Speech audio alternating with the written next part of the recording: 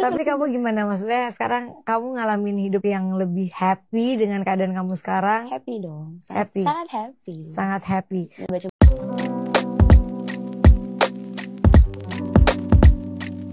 Assalamualaikum, selamat datang kembali di channel ini. Balik lagi dengan saya, Luis Prasetyo. Kita hari ini akan bahas, kalau sebelumnya kita bahas tentang artis-artis yang mualaf nih.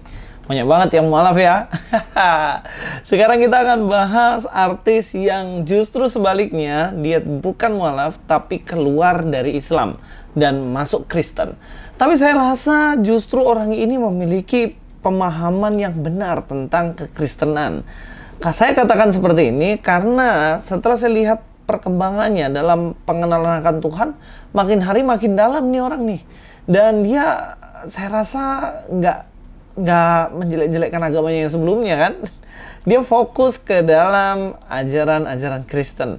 Beda nih sama orang-orang yang setelah pindah, waduh jelek-jelekin Kristen, kayak diri paling tahu Kristen, padahal sebelumnya dia nggak ngerti apa-apa soal Kristen. Ya, kita nonton aja ya.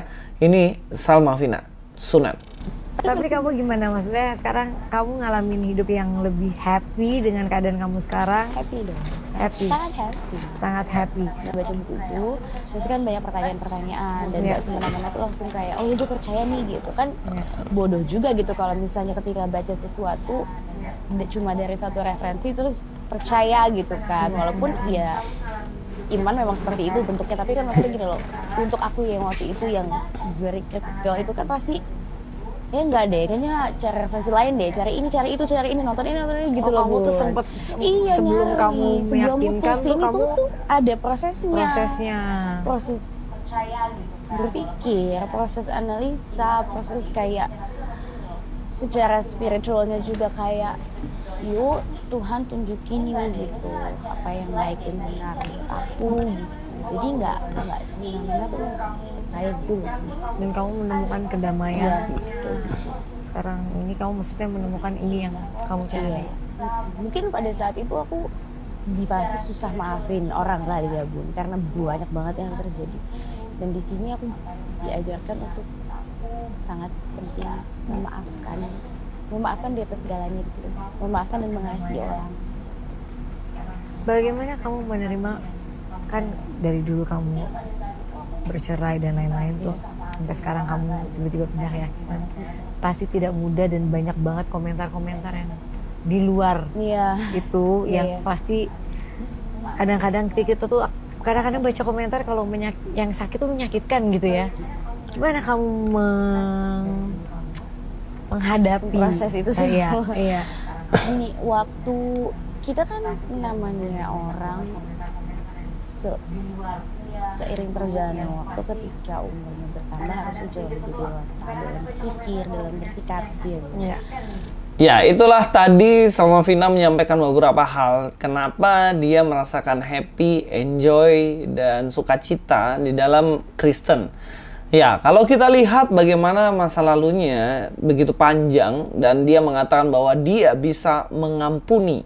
Tapi sebelum masuk ke dalam pembahasan tentang pengampunan, ada satu poin penting yang mana dia katakan bahwa percaya itu berarti ya nggak cuman lihat, percaya, udah aku percaya masuk-masuk gitu aja. Enggak.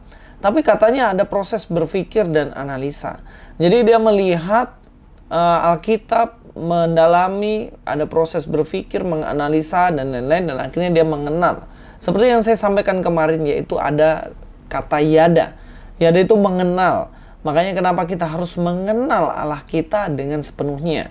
Dalam Galatia 4 ayat yang ke-8 dikatakan, dahulu ketika kamu tidak mengenal Allah, kamu memperhambakan diri kepada Allah-Allah yang pada hakikatnya bukan Allah. Ini Allah-Allah di sini pakai kata Allah huruf kecil ya depannya. Ini artinya dewa-dewa, berhala-berhala. Jadi dulu ketika kamu belum mengenal Allah yang benar, Tuhan yang benar, kamu membuat Allah berhala-berhala itu menjadi Allah, dan itu keliru. Nah, inilah sebenarnya proses berpikir, menganalisa sesuatu yang sebelumnya adalah sampah, dan kemudian dia mengenal Allah yang benar dan hidupnya diubahkan. Yang sebelumnya hidup dalam perbudakan, dosa, dan kemudian sekarang menjadi hamba Allah. Ini penting ya. Dan yang kedua yang dikatakan bahwa dia bisa mengampuni, forgiveness. Nah, pengampunan ini penting. Karena kalau kita lihat dalam Alkitab ya, seringkali diajarkan tentang pengampunan.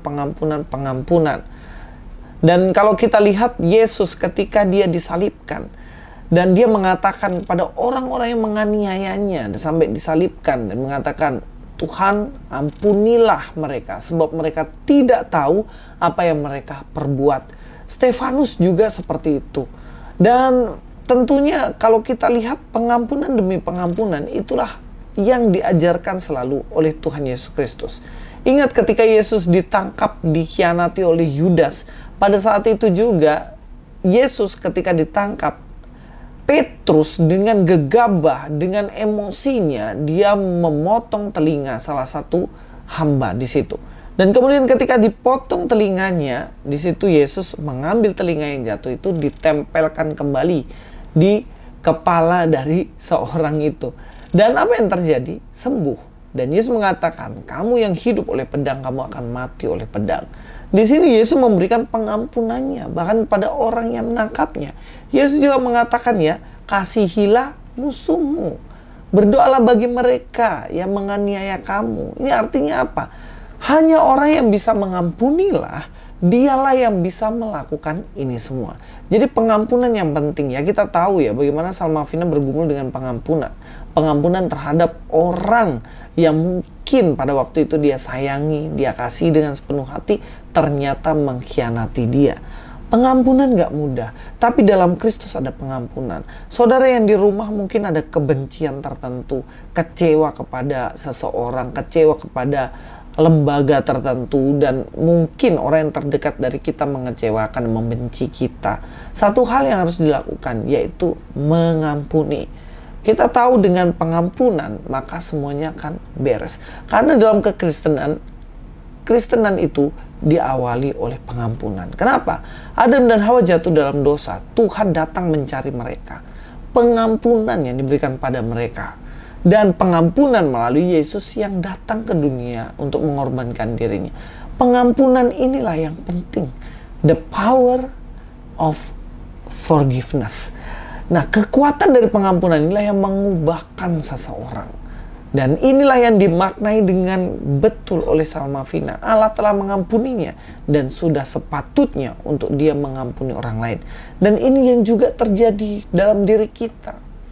Banyakan orang meninggalkan Kristen karena kecewa dengan jemaat, kecewa dengan pendeta, kecewa dengan gereja. Dan ketika dia keluar dari itu semua, semakin bencilah. Sehingga kenapa kok harus menjelek-jelekkan agama sebelumnya? Nah, benih-benih kebencian inilah yang sebenarnya harus diselesaikan dengan pengampunan. Bukan justru meninggalkannya. Benar kan? Ya, itulah kira-kira. Dan dia mengatakan bahwa segala masalah problem yang ada dalam hidupnya, itulah yang membuat kita menjadi dewasa.